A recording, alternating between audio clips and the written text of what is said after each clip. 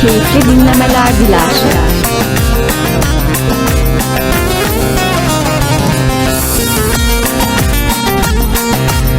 Üç giderler beş adıma bakarım ama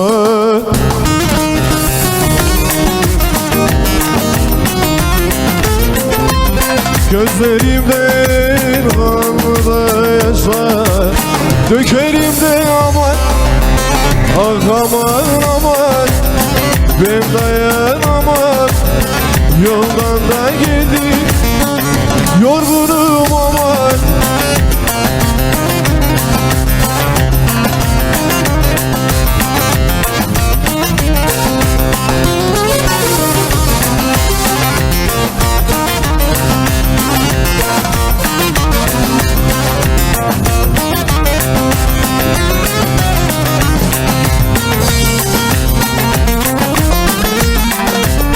Atım olan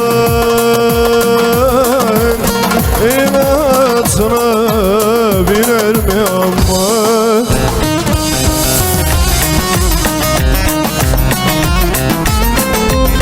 Bir dolar kırarında döner mi de aman? Ah aman aman, ben dayanamam, yoldan da geldim, yorgunum aman. Ah aman haydi, yıldıram haydi, kara kaşar kara gözüm, hayranım haydi.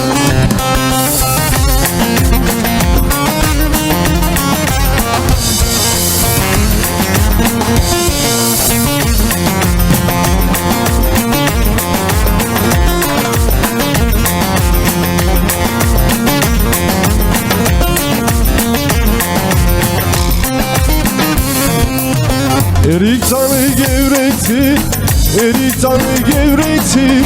Haydi basmaya gelmez, aman basmaya gelmez.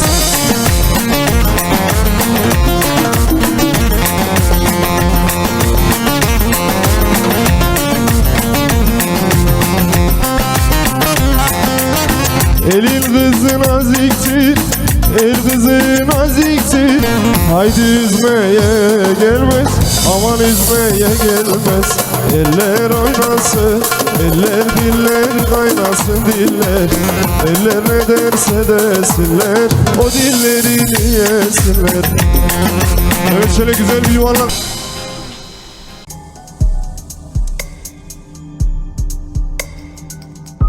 Deniz Müzik.